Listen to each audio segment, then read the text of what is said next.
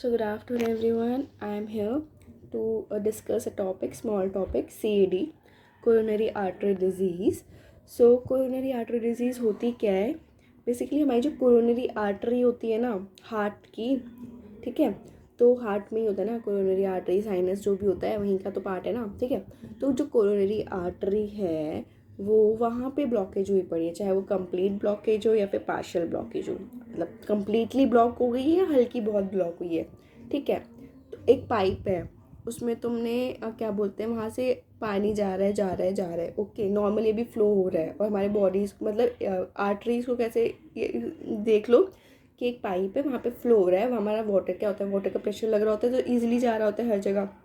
अगर उस पाइप में कहीं से भी कुछ वो आगे पे हमारे पत्थर आ गए मान लो, ठीक है, पत्थर ले लो फॉर एग्जांपल, पत्थर आ गया है तो पानी का फ्लो अच्छे से होगा? नहीं होगा ना, एक ऑब्स्ट्रक्शन क्रिएट हो गया है तो अच्छे से सप्लाई नहीं होगा पानी का।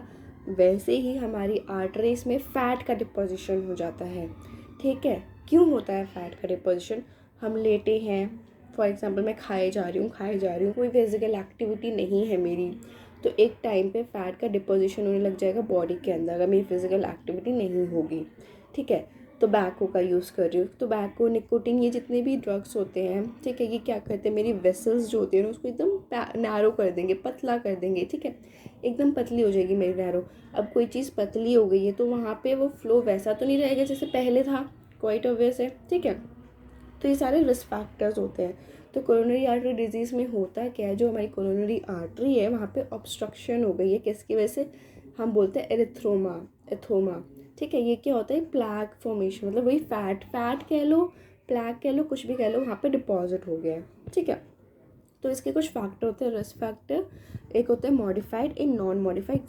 एग्जाम में बहुत बार पूछते हैं मॉडिफाइड क्या होता है, नॉन मॉडिफाइड क्या होता है, तो कुछ भी नहीं है। मॉडिफाइड मतलब जो इसको हम चेंज कर सकते हैं, मैं अपना लाइफस्टाइल चेंज कर सकती हूँ, ठीक है।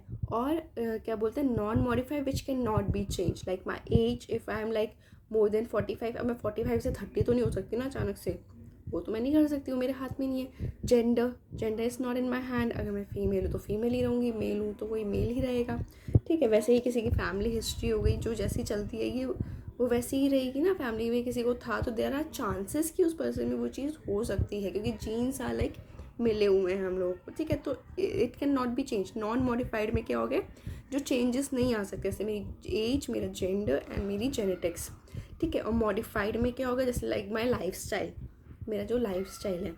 तो जो सबसे प्राइमरी होता है ना, मोस्ट इम्पॉर्टेंट, या फिर पूछ लिया जाए जो मेन पहला जो मोस्ट कॉमन रिस्क होता है वो हाइपरलिपिडीमिया।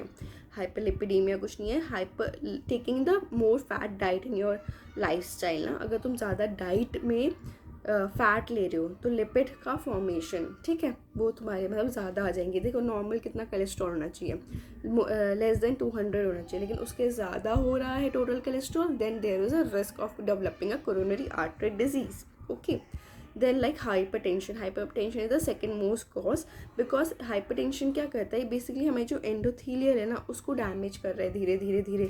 जितना ज़्यादा प्रेशर होगा वो मेरी एंडोथीलियल है उसको डैमेज कर रहा है, एंडोथीलियल डैमेज हो रही है। तो वहाँ पे बेसिकली क्या एक गैप क्रिएट हो जाएगा, एक लाइन है, एक पाइप है, उस पर प्रेशर पड़ रहा है, एक टाइम होगा बहुत ज़्यादा प्रेशर पड़ रहा है, वो फट जाएगी। वो जैसे फटेगी तो वहाँ पे गैप क्रिएट हो गया ना, तो वहाँ पे आके फैट डिपॉजिट हो सकता है, ओके। तो ये सेकेंड मोस्ट कॉमन कॉज हो गया। थर्ड है टोबैको, निकोटीन, ये सारे। टोबैको, निकोटीन क्या करते हैं, हमारी जो वेसल्स होती है ना उनको नैरो कर देते, कंस्ट्रिक्ट कर देते हैं। अगर पैसेज एकदम नॉर्मल पतला सा हो गया, नैरो हो गया, तो क्या होगा, वहाँ पे पैसेज नहीं होगा ब्लड का, ठीक है। और कोई भी चीज़ अगर फ्लो कर रही होगी तो ज़्यादा ईजिली नहीं फ्लो कर पाएगी ना, तो उसकी वजह से वेसल्स कंस्ट्रिक्ट हो गई हैं, ओके। बाकी मैंने बताया कि फिजिकल इनएक्टिव है, कोई स्ट्रेस में है, ठीक है, कोई बहुत ज़्यादा ओबीज है, जैसे वो डायबिटीज़ मेलाइटस है, ये सारे हमारे वो हैं कौन से factor, modify which can like कोई भी डिजीज़ कंडीशन या फिर lifestyle which we can change, okay. Now this एक और चीज़ होती है हीमोसिस्टिन लेवल, ठीक है, ये भी एक रिस्क फैक्टर के अंदर ही आ रहा है। हीमोसिस्टिन लेवल होता है क्या है, बेसिकली ये हमारा एसेंशियल अमीनो एसिड होते हैं कुछ, ठीक है, उसमें से एक होता है मिथुनिन, उसका ये एंड प्रोडक्ट होता है, ठीक है। हीमोसिस्टिन लेवल एंड प्रोडक्ट होता है। हमारा जो एसेंशियल अमीनो एसिड है मिथोनिन, उसका एंड प्रोडक्ट है जो कि क्या करता है, हमारे एंडोथीलियल को डैमेज करता है। और एंडोथीलियल डैमेज होगी तो वही मतलब एक पाइप थी जिसमें छेद हो गया, वहाँ पे क्या आ सकता है, फैट आ सकता है। तो it is also a risk factor. और जिसका लेवल जो होना चाहिए नॉर्मल 12 होना चाहिए, ठीक है, 12 होना चाहिए। अगर मोर देन 12 मतलब मोर देन 15 हो गया ना, then a person is at the risk of developing CAD। Okay, तो these were the like risk factor in the definition. Now let's move to the sign and symptoms. Okay, देखो sign and symptoms में वैसे जब तक major arteries block नहीं होंगी हमारी body में, ऐसे कुछ साइन एंड सिम्टम्स आते नहीं हैं, ठीक है। लेकिन जब हमारी 70% ब्लॉकेज हो जाती है, then we see the symptoms like chest pain होगा, ठीक है। अब ये सारा हमारा हार्ट से रिलेटेड प्रॉब्लम है ना, तो मतलब हार्ट में ही ज़्यादातर प्रॉब्लम दिखी जाएगी, हार्ट लंग्स से यहीं पे दिखी जाएगी। तो क्या क्या देखा जाएगा, और ऑक्सीजन का सप्लाई नहीं हो पा रहा, ठीक है, पेशेंट की बॉडी में। देखो ऑक्सीजन सप्लाई नहीं मिल रहा तो पेशेंट को चेस्ट पेन होगा, ठीक है, डिज़निया, डिफ़िकल्टी इन ब्रीदिंग होगी, वो सांस लेने में खुद का तकलीफ होगी, पैल्पिटेशंस होंगे, ठीक है, और सिंकोप, कभी भी मतलब सडनली वो गिर सकता है, सडनली लॉस ऑफ कॉन्शियसनेस हो सकती है उस इंसान में। Okay, to diagnose this what we can do, we can like do the angiography for the confirmation of this CAD। We can do that angiography, हमें पता चल जाएगा कि कितना ब्लॉकेज है, कौन सी आर्टरी ब्लॉक है, तो हम वो कर देंगे उसमें। Then come the management. In management हमें पता है कि क्या किसकी वजह से हो रहा था, हाइपरलिपिडीमिया मोस्ट कॉमन कॉज था, लिपिड, तो उसका ही ड्रग दे दो। एटारोवास्टिन एक ड्रग होता है जो बेसिकली क्या कहता है, एटारोवास्टिन जो होता है ये ड्रग बेसिकली फैट को मतलब ब्रेक डाउन करने के लिए, कोलेस्ट्रॉल लेवल को कम करने के लिए होता है। बाकी और भी ड्रग्स है जो हम दे सकते हैं, पर मोस्ट कॉमन यही ड्रग होता है। ओके, बाकी विटामिन B3 नाइसिन होता है, वो भी देते हैं। नाइसिन ड्रग हम देते हैं जो हमारा हीमोसिस्टिन लेवल था ना मोर देन 15, डैमेज कर रहा था एंडोथीलियल को, तो उसको ठीक करने के लिए, ठीक है। बाकी कुछ सर्जरी होती है हमारी, PTCA, परकटेनियस कोरोनरी एंजियोग्राफी कर दो, जो जहाँ पे भी क्या बोलते हैं वो है ब्लॉकेज है, वहाँ पे स्टंट डाल दो तो एक पैसेज बन जाएगा, ईजिली पास होगा, ठीक है। बाकी हम एथरेक्टमी कर सकते हैं। एथरेक्टमी में क्या होता है, आर्टरीज खोलो, उस जो भी प्लाग है उसको निकाल के फेंक दो, ठीक है, मतलब फेंक दो। एंड देन भी हम लेज़र एंजियोप्लास्टी कर सकते हैं। लेजर एंजियोप्लास्टी में क्या होता है बच्चों, जो हमारी आर्टरीज हैं वहाँ पे हम laser with the help of a laser जो भी वो प्लैग या फिर फैट डिपॉजिट है ना, उसको हम वेपराइज कर देते हैं, ठीक है। वेपराइज मतलब उड़ा देते हैं उसको वहाँ पे हम। ये आप मतलब बेसिकली अगर ज़्यादा अच्छे से देखना है तो आप वीडियोस देख लेना इसकी समझने के लिए, बस हम नाम इम्पॉर्टेंट है बस, कि मतलब एक क्या बोलते हैं, हमने इंसर्ट करा probe and with the help of that probe that एरोथर्मा जो भी हमारा प्लैग है वो वेपराइज्ड हो जाएगा, ठीक है। हम CABG कर सकते हैं, कोरोनरी आर्टरी बाईपास। ग्राफ्ट, देखो ग्राफ्ट हम आर्टरीज का भी बना सकते हैं, वेन्स का भी बना सकते हैं, ठीक है। इसमें इंपॉर्टेंट चीज़ क्या है कि कौन सी वेन यूज़ की जाती है। अगर वेन पूछी जाए तो सिफिलिस वेन होती है, ठीक है। और आर्टरी पूछी जाए तो मोस्ट कॉमन आर्टरी एथेरोस्क्लेरोसिस होती है हमारी एब्डोमिनल अयोटा। और अगर कोरोनरी आर्टरी अगर पूछी जाए कि अगर नॉर्मली क्वेश्चन है कि कौन सी आर्टरी इन्वॉल्व है एरिथ्रोस्क्लेरोसिस के लिए, तो आएगी एब्डोमिनल। और अगर स्पेशली कोरोनरी आर्टरी पूछा जाए तो होगी लाडा, which is like left anterior descending artery. Okay, ये होगा लाडा। तो ये था एक छोटा सा टॉपिक हमारा CAD के बारे में, ठीक है। So now the second topic which I am going to discuss is angina.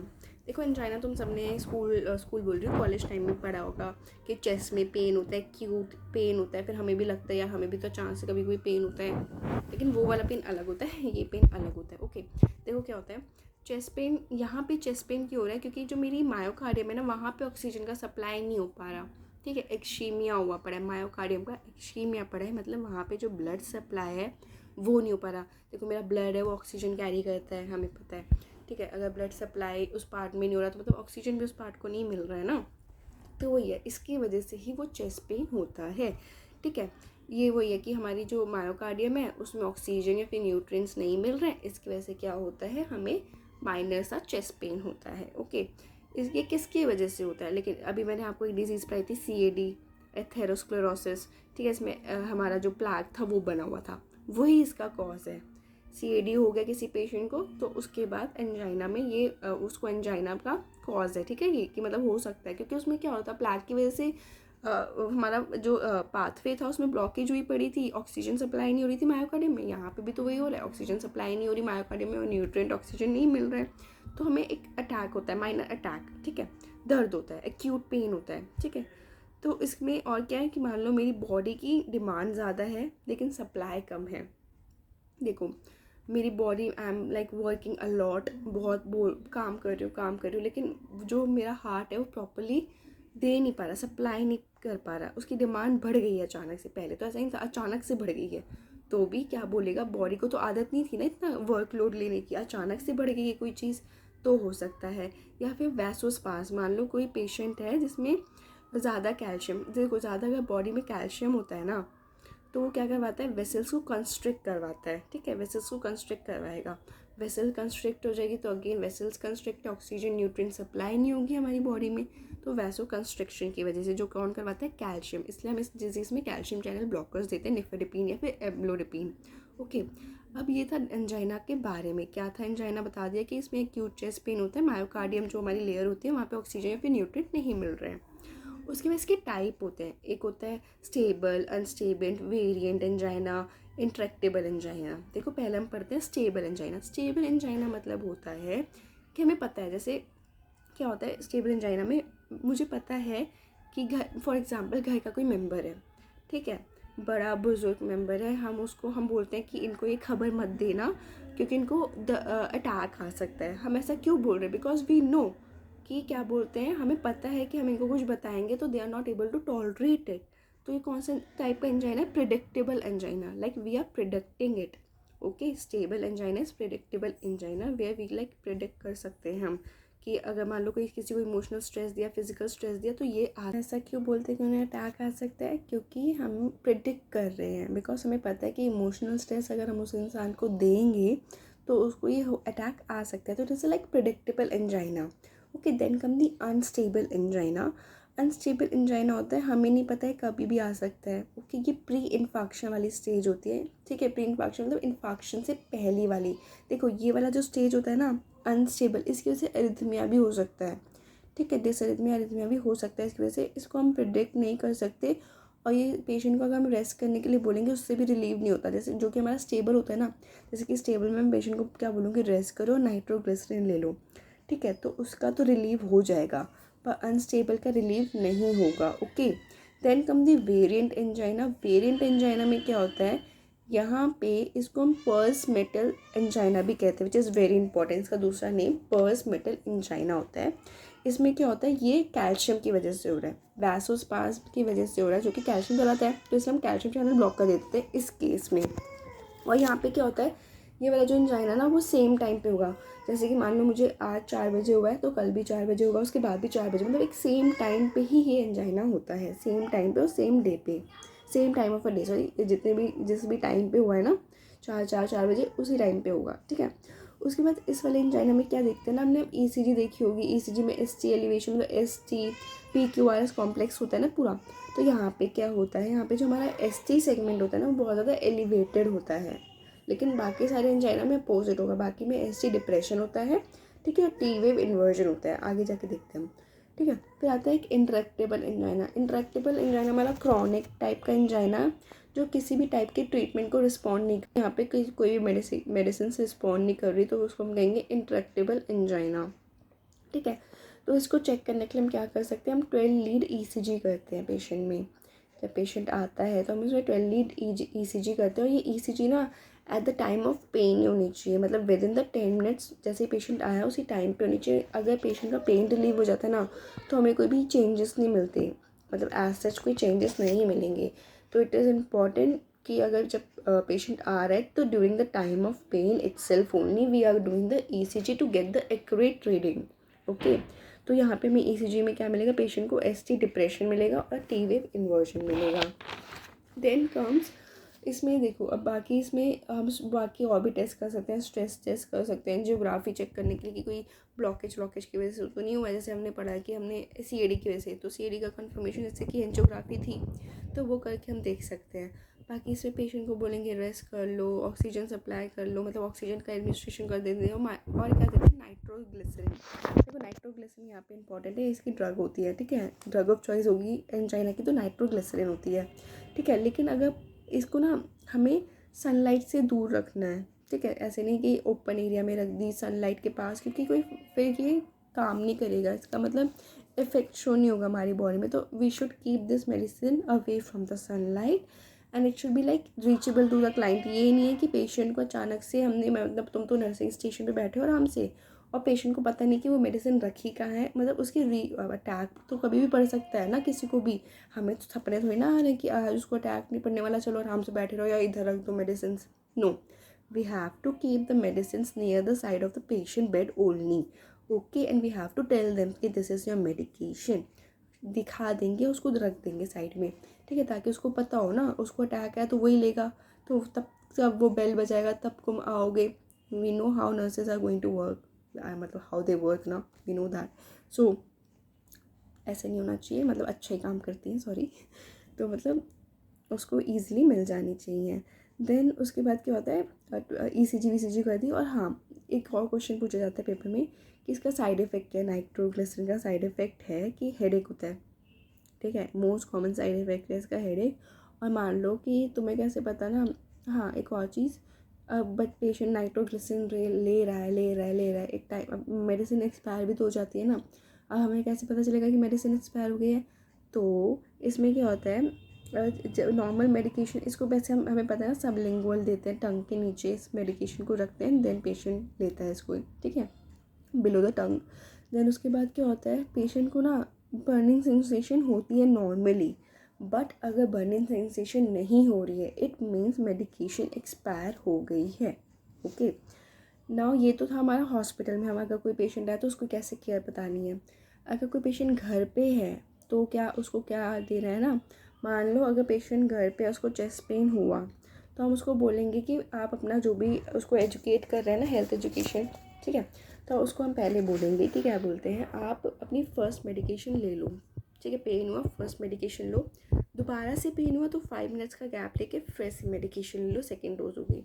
फिर दोबारा अगर पेन रिलीव नहीं हुआ then take the third medication of nitroglycerin. अगर पेन थर्ड मेडिकेशन से भी नहीं ठीक हो रहा है then you have to go to the hospital, कि भैया तुम अब चलो हॉस्पिटल, अब ये क्या बोलते हैं ठीक नहीं हो रहा है पेन, देन लेती नहीं रहनी है, तो मतलब वो मेडिकेशन तुम्हारे लिए वर्क नहीं कर रही, then you have to go to the hospital, okay, nearest hospital में जाओ, ठीक है। ये था होम मैनेजमेंट। देन इसका गोल क्या है, ये मेडिकेशंस क्यों दे रहे हैं, just to relieve the pain and to maintain the oxygen demand, मतलब ऑक्सीजन डिमांड ज़्यादा हो गई थी ना हमारी बॉडी की, हमने काम ज़्यादा कर दिया अचानक से, ठीक है, अब हमारा डिमांड बढ़ गई है तो उस डिमांड को फुलफ़िल करने के लिए, ठीक है। तो बस यही था एंजाइना के बारे में। Thank you.